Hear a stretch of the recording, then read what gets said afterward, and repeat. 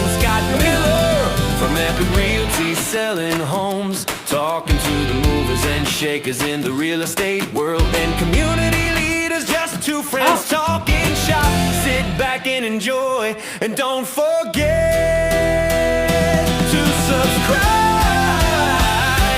Rachel and Miller, hey, real estate podcast. Ba-dum-bum. Welcome to the Rachel and Mr. Miller podcast, where we discuss real estate, real life, and occasionally things we probably shouldn't. We're pros buying, selling in the residential real estate, but nothing you hear is legal, financial, or professional advice outside of our licensed wheelhouses. We're just two humans talking. Proceed accordingly and handle like you would an adult beverage. I'm Scott Miller with Epic Realty, and with me today, and as always, is Rachel Moreno. I am always with you, Mr. Miller. Yes, and I just realized that our cool little licenses aren't in our Whoopsie screens. daisy, that's because we were on before trying to figure out life, and then we both got kicked off. Yes, it is. So we So- are back to square one. We kind of are.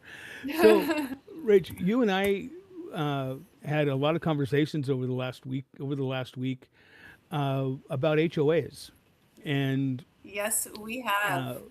I up here in the Crest or Ridgecrest or Ridgecrestopoly, as you may see behind me. Uh-huh. I don't have. I think I have a total of 3 HOAs up here that I can think of, and they're all under $200 or $300 a month. However, you down there and our brothers and sisters and homeowners and people down there, brothers and sisters, realtors, and the people who own homes down there are also in HOAs, and they are not a couple $100 a month in most cases. They're hundreds of dollars each month. Well, those conversations we had prompted us to do some more. I'm going to use the word due diligence, for lack of a better term. Did not want to consent to post. Okay. And we need to do more due diligence. So we've both agreed that this deserves some more time to really dissect. But we are going to kind of scrape the surface of it today, largely because, like you said, HOAs are really affecting the real estate market in my neck of the woods. Thousand Oaks has anywhere, or the Canal Valley rather, has anywhere roughly between 260 to 310 HOA communities. 310? Now, this is not of official record, but that is what our friend ChatGPT tells us. And it sounds high, but with throughout Canal Valley, and the Canal Valley is Thousand Oaks, Moore Park, Simi, part of Westlake Village, part of Camarillo, perhaps. I could be wrong on that, but a few different towns all in one, the Canal Valley. So I wouldn't be surprised if it's upwards of over 200 HOAs. And again, part of that deep dive is going to be finding out that true number, and then also how many homes are within each of those HOAs. I live in an HOA. I live in a complex, and there's 212 units. I have a listing right now that's on the market that is part of an HOA, and there's 415 condos in that complex. That Yep. I'm trying to figure out how I want to word this. This is our opinion. These are our opinions, and not the opinions of anybody we work for or associated with. What? With what I'm about to say. Well, I'm not going to say that right now. I'm going to come back to that. But You're not saying anything. I know I'm kind of babbling, but something we discovered, and we just said this in the green room before we came on, is HOAs have been around. Was it 17 in the 1700s? 18. It No, was, no, they came after their post World War II. okay. Yeah, well, that wasn't the 1700s. No, No. no. About 1945 they came, and it be and an H, the H, and I just did a quick read, so I'm going to stumble over this. But after World War II, when service people, men, were coming home, and there was a boom of a need for homes, and so a developer started creating more of master planned communities that within the development concept had rules and restrictions to create a cohesive community. Things like And clotheslines and gates and fences and driveways and cars and some rules, but there was nobody, nothing, no entity in place to reinforce those rules. So the development company, which was, I wish I had it in front of me, and we're going to do a much more interesting breakdown of all of this next time around. But there was a specific development company that started with this master plan idea. And within that idea wasn't, they didn't know it, but they needed a board to make sure that these communities were following along with the CCNRs, the codes, restrictions, and the covenants, regulations, and restrictions, something like that. I should know it, but I don't right now. Yes. the thing that I found most interesting about their covenants and restrictions and rules. CCNRs, codes. Shit, Miller, we should really know this. If anybody who's watching, they're laughing at us right now because we Yeah. don't know what CCNR stand for. What does CCR stand for? Please tell me. I know it's on the tip of my tongue right now, but because I'm thinking of a million things, it's not coming to me, and I feel like a total Nimrod. It's coming. It's coming. It's not Creedence Clear Revival. It's not Cheesecake Factory. I That's kind of so like funny. I kind of like That's both of so those. funny. C and R's. Creedence Clearwater codes, covenants, conditions, and restrictions. Covenants, Yes. conditions, and restrictions. So promises and things that you can do and things that you can't do. So there And you go. and when those came in There it to is. play, Oof. that was prior to where how boy, I'm really tiptoeing around this.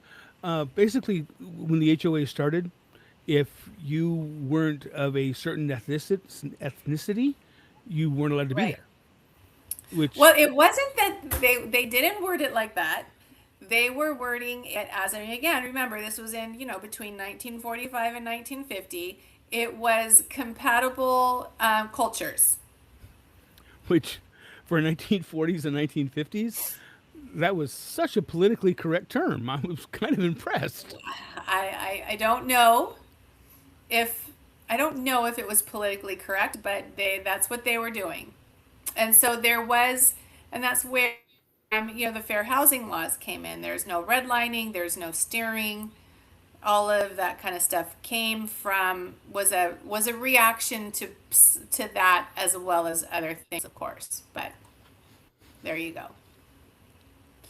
One of the things. So Go ahead. Brian Hank was an FHA planner who formalized the modern HOA model, covenants, agricultural control, and mandatory membership. So we have Brian Hank to thank.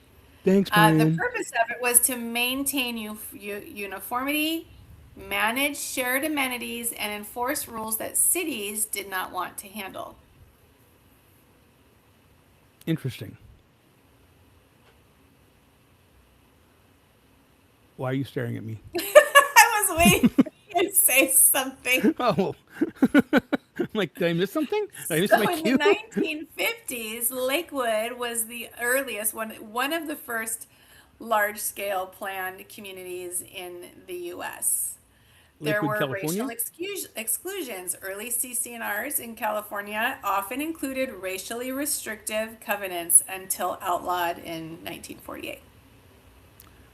Yeah. Like I said, if they weren't of certain looks, they couldn't go in there. Okay, if you want to say that, sure. That's the way I'm gonna. That's the way I'm gonna go with it. Okay. Yeah. Okay. I mean, across the board. It was across the board. Right. Somebody's calling me that. Oh, no, no, no. We're not answering that. It's not me. Oh no, we are not answering that right now. No. Okay. So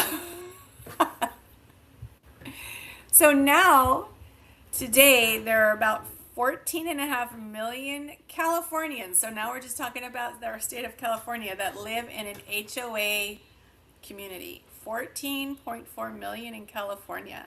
Are there 14.4 million people living in California? This is another. How many people live in California? And then what? 2 in the rest of the country? Like, Yes. it's a lot of people in California. My God. Yeah. That's amazing. And another little juicy tidbit is that California is number 1 only to be neck and neck with Florida in terms of the amount of HOAs. So Florida and California are neck and neck. They both take the number 1 spot in having the most HOAs of all other states in our country. I Well- would be interested to know what state has the least, and I'm moving there. I'm going to say Montana. Okay, let's see. This is why I wanted to have this all done before you made me do this. Least amount. And so, we've talked about how the condition of HOAs in terms of reserves, we're running into that problem. We've talked about it over and over again because of our fire disasters. Fire insurance, we've talked about it. If you've been in this classroom the last year and a half, you could say it yourself. But this is where so HOAs typically are run by just regular people that live in the community. They don't have to be qualified. If they are qualified, that's a plus, but they don't have to be qualified. So, do you see dead people, Mr. Miller? You're like, look at him. No, I was trying to find some. I was seeing if I had a like a llama or something. I could say this could be a HOA person, but I don't have any. It could be your stuffed llama could be an HOA Yes. member. And That's so, what I was trying to these find people, for. so there's so many things. This is so multi-layered. So you have a board. Let's say there's 5, 6 members on the board. These people, they have to be voted in by other people that live and pay their dues on time within the association. Now, when you think about condos, especially these days, we could say 49% of the dwellings in a condo community are renters. So the people that own those units are somewhere else, and they disconnect completely, which is not, it works against you when you disconnect completely and you don't pay attention to what the board is doing. And that can really be detrimental and start digging into your equity and make your condo, your property hard to sell. I'm running into this time and time again. So if you own a property and it's in an HOA and you are not living in that building, in that structure, I strongly urge you to stay connected with what's going on within the board. If you can, show it for the board meetings. Vote. Pay attention to how the money is being spent, because reserves need to be at a certain level for FHA loans. Yes. Yes, go ahead. I was going to say, that's one of the reasons why we started looking into this. Is you'd sent me over that document that came in from, I think came in from NAR or came in from the California Realtors Yes. Association. That come January, oh my, Oh my is right, and I want to see if I can find that on my desktop, and I cannot because blah blah blah. Hold on one second. Let me see if I can find that, Miller. That was the. No, I sent that to you. That's going to be something we'll have to bring up, because there's, as if it wasn't hard enough right now. Fannie Mae and Freddie Mac, they are increasing their standards for what they need an HOA to, the health of an HOA. They're increasing those standards. So the investigations are going to take longer. So a That's 14 one of day them. Because 14-day used escrow is to not going to yeah, happen. they used to do like just kind of like a mid-level investigation and say yes or no. Now they're going, each and every inquiry is going to be a deep dive, each and every one of them. So let's say you've got a buyer that wants to get into this condo and it's a competitive property and they want to shorten their contingency to make their offer stronger. And they say, oh, 10 days, 10-day contingency for all investigations. Good luck. Good luck. That deep dive is going to hold you back. And it's not the deep dive on the buyer or the seller. It's the deep dive from the finance company. From the financer, the lender. And That's right. they want it to be a very solid HOA. Yes. And we have found just through happenstance that a lot of these HOAs are not solid. Most of them are not. Right. That's the listing that we are talking about that you have. And It's- not always a fault of the HOA because the landscape has changed so much. It's become more and more expensive to try and hold insurance policies, and a lot of it just stems from that. And so, 5 years ago they may have been fine, but now they're not because the insurance has increased so much. So we're getting further and further away from the goal on both sides. It's a tough one. it's It's going to a tough one. be it's definitely going to be a really deep dive that we're going to do on this. Is what's interesting is you brought this up to me, and in full disclosure, I didn't know anything about it until you brought it up to Yeah. me, and I didn't know anything about it because I really don't have any big HOAs up here. Right. But like the property that you have, it's not financeable through through Fannie or Freddie, because it's not a stable HOA when it comes to its financial status. Right. So that really narrows down your buyer pool.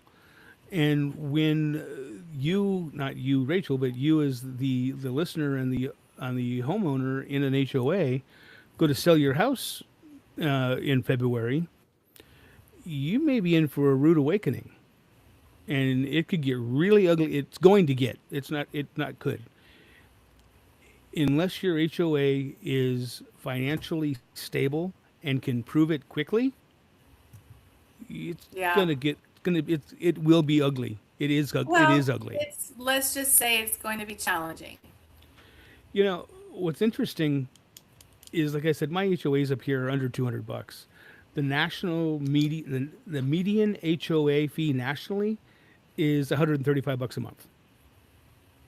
Nationally. So, And your HOAs down there are $600, $700, $800. I have a buddy of mine in San yes, sir. Diego. One of his HOAs is $1,100 Oh yeah, easily. a month. I was like, holy crap! What do they do for that? They make the front look Not pretty. much. No. There's a property that I'm going to be listing in Tehachapi, in Bear Valley. Their HOA, I think, is $140 a month, and that includes the pool, all the riding trails, and more elk than you can shake a stick at. ATV trails, everything like that. That keeps them maintained for $140 a month. Yeah. But I live down there in LA, and again, that also, and you mentioned this a moment ago. I apparently have 2 Ridgecrestopolis. I just saw another one. I'm like, wait, how did that get over there? Sorry, weird. squirrel. The squirrel got in my way of what I was going to say. So you were talking about the HOA up in Tehachapi. Oh, it's 100. I think it's $140 a month. Is that fire country up there? Oh yes, and I don't. And That's- it's not. It's not high. It's actually. I hate saying this out loud, but it's extreme. Wow. So But they are okay with their overall blanket coverage for their fire that insurance is coverage. that. Yes, my understanding is they've had the same price of their HOA fees there since Moses was a young lad. Oh, so That's quite they, some time. yeah, they. My That's understanding really is impressive. my understanding is yes. However, I have not been able to get a deep dive done on that, and part of it is because there's no need for that deep dive today. Come January, that's going to be a different conversation. Well, yeah, but again, I mean, you're kind of fortunate in the fact that you don't come across a whole lot of HOAs up there on Ridgecrest. It is a way of life out here where we are. Right. That's as homeowners in HOAs. You hit the nail right on the head a minute ago. Is get involved with your HOA. Who, what, when, why, where, how. I'm not suggesting be on the board though, because I hear that that's a psychotic volunteer position. But one of the things that I believe to be true, and I said this to you on the phone the other day too, and I don't have a crystal ball and I don't know everything, but what I do know, and I think you agree with me, is when there's a gap, when there's a need, someone somewhere, especially within the government, figures out how to fill that gap. So we're about 2-3 years into this issue, into the HOA being a larger issue. This has kind of bubbled up over the last handful of years.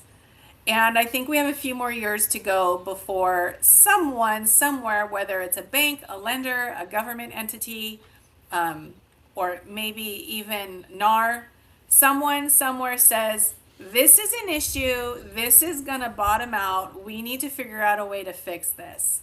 So if you are a homeowner in an HOA and you'd really love to sell, I'd say give it a little bit of time.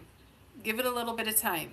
Um, because I feel like I feel like Mighty Mouse is on his way. Thanks for putting that in my head. Now I have. Remember Mighty Mouse? I do. He's now running around in my head. So just like when the bottom fell out in 2008, I feel like there's going to be an answer. There's going to be a fix. Somebody, and maybe Elon Musk will figure it out. I don't know. Right? Or me. That's I could see that happening. I literally could see Elon Musk figuring something out. Well, he could just go write a check and be fixed, He could bail us all out. right? He could. He'd be like, "Oh, here, let's just do it this way." But I do feel like there's going to be an answer, and I'm kind of really curious and strangely excited about it. Like, I Right? feel like a nerd over this topic. I really feel like I'm an HOA nerd right now because I'm like, this is interesting, and I'm excited to see where it goes. I'm not letting it bring me down. I feel like it might go, the bad news might get a little bit worse, but then it's just got to get better. And that's the good news about rock bottom. That Let me is the place good news. Great. We're here. There's only one way to go now. So right fine. up, Up. right. So I'm okay with it. It's I am yes. You're speechless, Miller. I've just left I you am because speechless today. I well I'm speechless. Is like I said, this wasn't on my radar at all Right. until you brought it up to me. You brought it up to me, Right. and I'm thinking about the homeowners down there. I'm thinking about the real estate agents down there, who this is not on their radar yet. And I think you sent me something yesterday about another podcaster who just basically said the same thing we did. Holy crap! Have you seen this? Yeah. And he was talking about it. So it's going to start making the rounds on the podcaster world. It is. And you know what? We are the groundbreakers. Yes, we are. I mean, we're kind of just giving people a dusting of it. Hey, I just found your song, Rachel. I'm going to play it here. I just found it. Okay, Hold on. you do that. Yes. And see, I'm going to do this. And then, oh, look, there Oh, it is.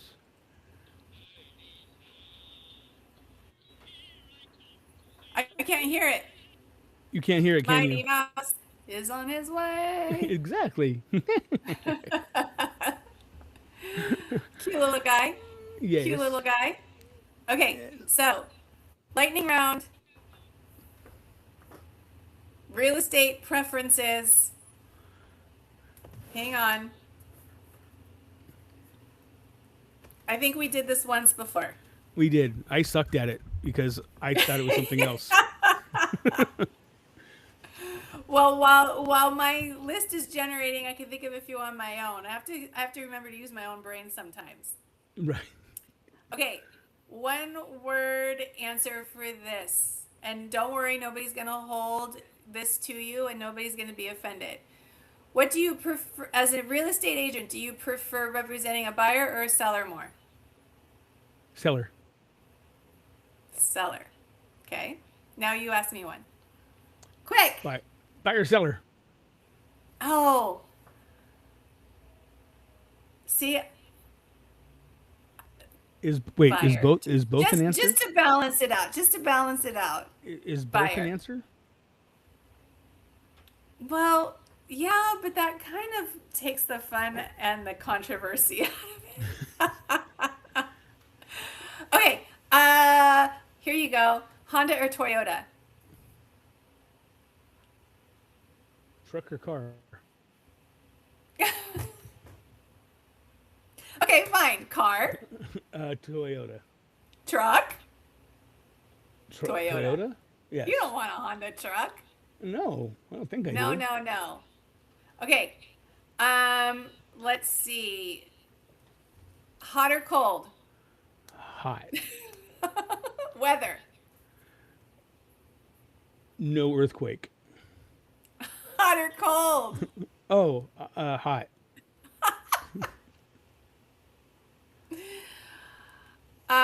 Brick and mortar or cloud? You really want me to answer that? Yes. Cloud. 100%. Cloud. Cloud. Hey, Rachel. Cloud. Cloud. Rachel. Cloud. Cloud. Cloud. Cloud. And- HOA or no HOA? No, I'd like no HOA. No HOA, please. Cash buyer or financed? That's mean. I'm gonna cash buyer. Cash buyer? Yeah. Okay. However, Boy, this know- thing really gave me some whacked up stuff. I don't know what it's doing. My God. It like put together a whole report for me. I don't know what it's doing. I think that's so hot outside these days that nothing is working right. Laptop agree or with you. desktop?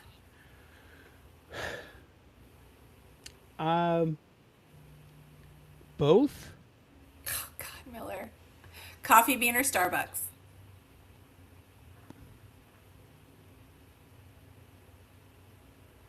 Starbucks.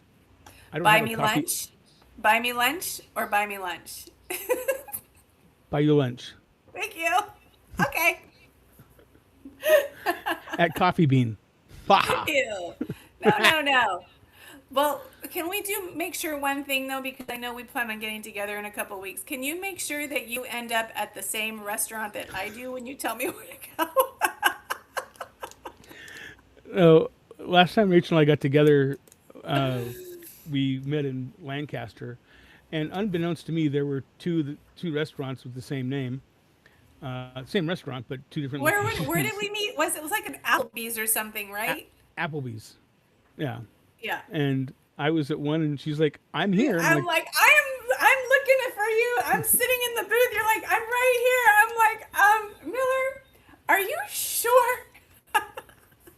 And you were so out of it. I'm like, I'm looking at a wall that says blah, blah, blah. And you're like, I'm looking at a wall that says blah, blah, blah. And I'm like, those are not the same blah, blah, blahs. Yeah, we will We'll meet at the same place. And But different. right. That's so funny.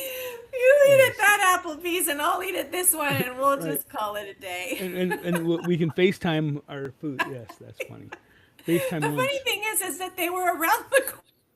Right. They were within like a mile of each other. And you just froze. Because it's Lancaster. Right? Yep. And for All the right, record, Miller. it's 94 degrees up here currently instead of Well, it 194. better cool off by the time I get there because I'm not having it. I am just not having it. I'll talk to the weather. I'll talk to the weather gods and say, "Hey, drop it down." But see, Okay. when I do that, they'll put it at like 12. Well, my promise is that I am going to be well studied on HOA for next week because I do believe there's a lot more to be said about it. It is, And and this show is a bit of a disaster. Like, well, it gives everybody an idea that you really, really need to go check out your HOA. And I mean, we can talk until we turn purple about it. However, it really comes down to each homeowner and each realtor doing his or her own due diligence on the HOA that they're dealing with, and not waiting for the last second. And if it were me, I'm gonna figure out how I can do this for the local HOA here. Is I want to see how they're set up. There's a lot of houses that sell over there, and come January, things are a changing. yep. So we'll put that thing from NAR in our in the notes on YouTube so people can see that on there. And Okay. it's kind of written in legalese, so we may have it written like easier. Yes. So All right, with that- Miller. Well, I think we did it once again. Oh, what episode was this? We need to That's- timestamp it. 8/13/2026, season No. 2, episode. Blah, blah, blah, blah. Nope, it's not that. It's Season- going to be. I'm opening up our calendar right now. We've lost our huge listening audience. I just know we have. Oh my God, nothing is working today. Like zero. Zero is working today. Here we go. Today is what? The 13th? Yep. Oh my Lord. I don't know. I think it's Yeah. number 27, I think so too. but I'll figure it out. There, episode 27 question mark. There. Very good. Stay until we talk in the green room, and until next week. See you at the All right. same bat time, same bat channel. And oh, wait, Rachel, if someone wants to get a hold of you, how are they going to get a hold of you? Well, that's the danger of saying my phone number. 805-813-0664. You can email me at rachel@gratishomes.com. And today is episode 26. Episode 26. Miller, how do people get a hold of you? Season 26. Oh, and there's no question mark. I can be reached at 760-264-3501 or Scott at homeswithscottkmiller.com is how I can be reached. So that is how we can be reached. And with that, I'll even play a theme song on our way out.